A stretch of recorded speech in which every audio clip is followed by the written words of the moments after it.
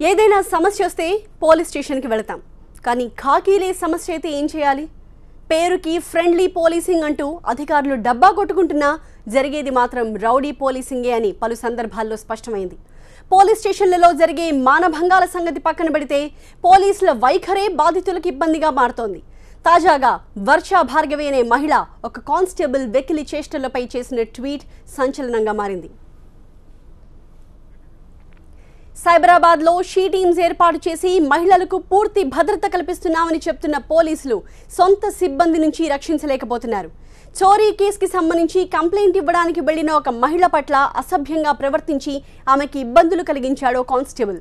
దీనిపై ఆమె స్వయంగా డీజీపీకి ట్వీట్ చేశారు.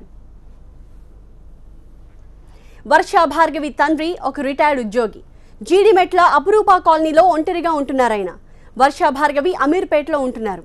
ఒంటరిగా ఉంటున్న తన తండ్రికి సాయంగా ఉండేందుకు ఒక వ్యక్తిని ఆయన ఇంటి దగ్గర ఉంచారు వర్ష భార్గవి.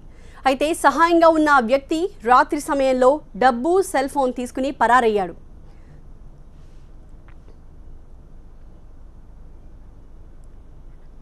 విషయం తెలుసుకున్న వర్ష భార్గవి జీడిమెట్ల పోలీస్ స్టేషన్కి వెళ్లి ఫిర్యాదు చేద్దామనుకున్నారు. పోలీసులు తనకు అనేక ఇబ్బందులు కలిగించారని వర్ష భార్గవి ఆరోపిస్తున్నారు. 4 గంటల పాటు పోలీస్ స్టేషన్లో కూర్చోబెట్టారన్నారు. తర్వాత విచారణ కోసం ఇంటికొచ్చిన పోలీసుల్లో ఒక కానిస్టేబుల్ కేసు వివరాలు రాసుకుంటుంటే మరో కానిస్టేబుల్ శివ మాత్రం తన ఛాతీ వైపు చూస్తూ వెకిలి చేష్టలు చేశాడని వర్ష భార్గవి ఆవేదన వ్యక్తం చేశారు. ఆమె ఇబ్బంది పడుతున్నా పట్టించుకోకుండా అదే పనిగా చూడడం మొదలుపెట్టాడంటున్నారు.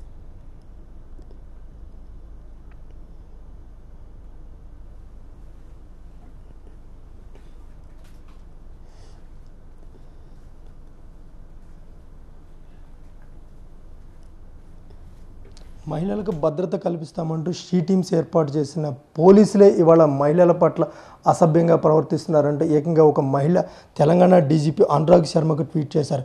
విచారణ పేరుతో ఇంటికి వచ్చినటువంటి కానిస్టేబుల్ తనను అసభ్యంగా చూశారని చెప్పేసి దాన్ని నేను తట్టుకోలేకపోతున్నా అని చెప్పేసి కూడా ఆ మహిళ డీజీపీ అనురాగ్ శర్మకు ట్వీట్ చేయడం జరిగింది. ప్రస్తుతం మనతో ఆ మహిళ ఎవరనేది కూడా ఉన్నారు. వర్ష భార్గవి గారు ఏమని ట్వీట్ చేశారు డీజీపీ అనురాగ్ శర్మ గారికి? అసలు ఏం జరిగింది మేడం అసలు ఆ రోజు? అది నేను మామూలుగా ఒక థెఫ్ట్ కేసు ఒకటి రిపోర్ట్ చేయడానికి వెళ్ళానండి. మా నాన్నగారు వాళ్ళ ఇంట్లో దొంగతనం జరిగింది. అయితే పోలీస్ స్టేషన్కి వెళ్తే ఇంటరాగేషన్కి ఇల్లు కూడా చూడాలి ఎక్కడ జరిగిందని అని వచ్చారు. వచ్చినప్పుడు నేను ఈ ఇన్సిడెంట్ గురించి చెప్తూ ఉంటే ఒక కానిస్టేబుల్ నాతో పాటు 2 వచ్చారు. ఒక కానిస్టేబుల్ మాత్రం ఎగాదిగా మొత్తం చెస్ట్ కేసి చూస్తూ ఉన్నారు లెఫ్ట్ సైడ్ ఇలాగా. ఆయన దృష్టి మరల్చడానికి నేను ఇలా చేతులతోటి ఇలా చెప్పినట్టు ఇలా చేతులు తిప్పుతూ మాట్లాడాల్సి కూడా వచ్చింది. అయినా కానీ అతను దృష్టి కేవలం ఇలా నా ఛాతీ పైన అలా కేంద్రీకరించడంతో నాకు చాలా ఇబ్బందిగా ఫీల్ అయ్యాను. ఆ రోజు పరిస్థితి ఏంటంటే నాది మా నాన్నగారు హాస్పిటల్లో ఉన్నారు. నేను ఈ కేసు అయితే రిజిస్టర్ చేయాలి.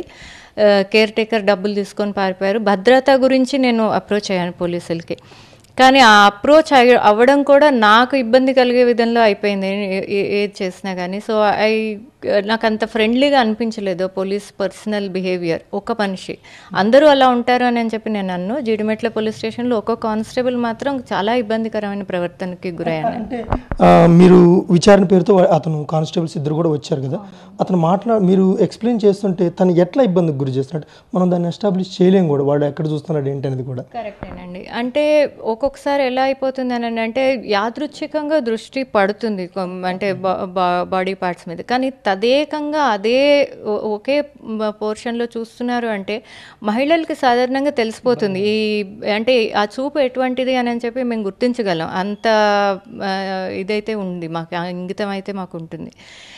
ఈ విషయంలో ఏంటంటే ఇది ఒక లా కిందకి రాదు. ఇప్పుడు నేను వెళ్ళింది దొంగతనం రిపోర్ట్ చేయడానికని చెప్పి వెళ్ళాను.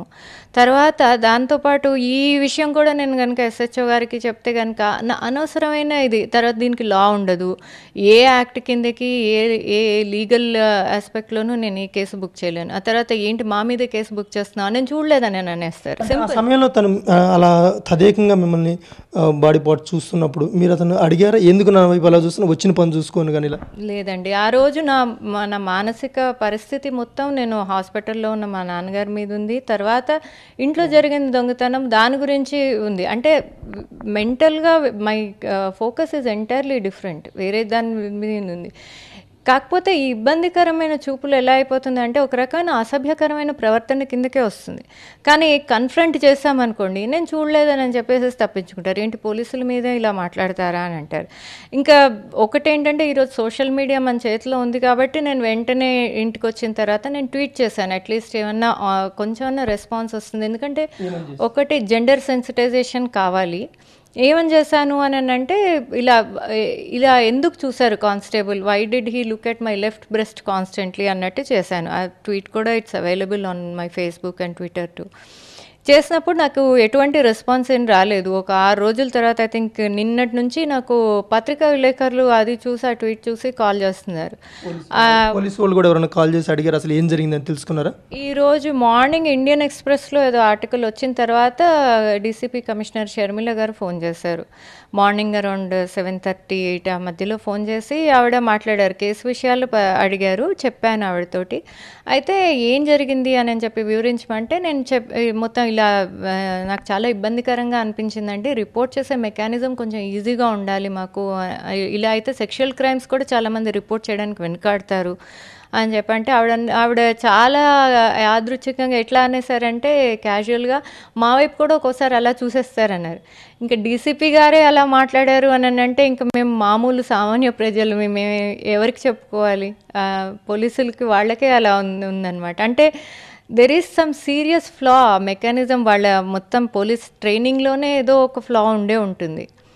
అది మనం కరెక్ట్ చేసుకోవాలి. ఒకటి తర్వాత ఏం చేస్తే ఈ ధోరణి పోవాలంటారు? పోలీసు కానిస్టేబుల్ కింది స్థాయి సిబ్బంది, పై స్థాయి వాళ్ళు కాస్త హుందాగానే ఉన్నారు, మహిళల రక్షణకు భద్రతకు ఇంపార్టెన్స్ ఇస్తూనే ఉన్నారు, కానీ కింది స్థాయి సిబ్బంది కొంతగా ఇలాంటి పనులు చేస్తూనే ఉన్నారు కదా. కింద స్థాయి సిబ్బంది అని అంటే ఒకటి జెండర్ సెన్సిటైజేషన్ అనేది వాళ్ళకి నేర్పించాలంటే మహిళలకి ఈజ్ ఆఫ్ రిపోర్టింగ్ ఏదైనా కానీ, మహిళలైనా కానీ పురుషులైనా కానీ పోలీస్ స్టేషన్ అనేది ఒక ఫ్రెండ్లీ ప్లేస్ లాగా ఉండాలి.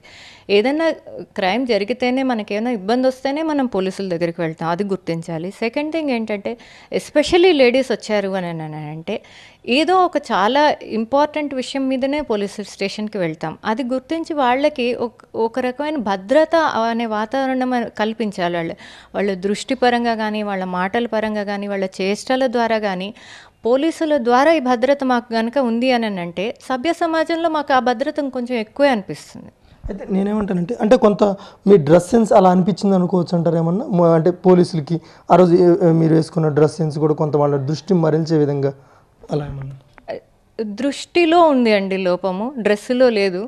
ఈ మాట మేము ముందు నుంచి చెప్తూ ఉంటాము లేడీస్ అంటే ఇదేని. ఆ రోజు నేను వేసుకున్న డ్రెస్ నేను ఫుల్ హ్యాండ్స్ షర్ట్ వేసుకొనేసి మామూలుగా ప్యాంట్ వేసుకొని తిరిగాను. ఎందుకంటే రాత్రంతా హాస్పిటల్లో ఉన్నాను, నాకు నిద్ర లేదు. మీరు అలా కనుక చూశారు అని అంటే నేను ఆ మాటకు వస్తే ఈరోజు ఇంకా కొంచెం నీట్గా స్నానం చేసి కూర్చొని ఉన్నాను. ఆ రోజైతే అసలు స్నానం కూడా చేయలేదు, ప్రొద్దున నుంచి హాస్పిటల్లో ఉండి సాయంత్రం వెళ్ళాను పోలీస్ స్టేషన్కి. సో దృష్టిలో ఉంది, అది డ్రెస్లో కాదు. ఆ తర్వాత దీనిలో వయోపరిమితి కూడా దీనికి సంబంధం లేదు. ఒక మహిళని అలా చూడాలి అని అంటే వయస్సుతోటి కానీ, వాళ్ళు వేసుకున్న బట్టలతో కానీ, వాళ్ళు మాట్లాడే విధానంతో కానీ దానికి సంబంధం లేదు. పోలీసు శాఖ వారు అది మెయింటైన్ చేయాలి, ఆ డిగ్నిటీ మెయింటైన్ చేయాలి, తప్పకుండా రావాలండి. దానికి జెండర్ సెన్సిటైజేషన్ క్లాసెస్ కండక్ట్ చేయాలి అసలు పోలీస్ డిపార్ట్మెంట్ వాళ్ళు. ఇది ఎందుకంటే ఇలాంటి చిన్న కేసెస్ రిపోర్ట్ చేయడానికే నాకు ఇంత చదువుకున్నదాన్ని నాకు ఇంత ఇబ్బంది అయింది అని అంటే కాలేజ్ అమ్మాయిలు రేపు ఏదైనా కేసు రిపోర్ట్ చేయాలి అంటే ఎంత ఇబ్బందికి గురవుతారో మీరు చూడండి. వాళ్ళకి భయం కూడా ఉంటుంది, ఎక్స్పీరియన్స్ కూడా ఉండదు. సో ఇదన్నీ ఆలోచించాలి, అన్ని కోణాల నుంచి ఆలోచించి చర్యలు తీసుకుంటే మంచిది.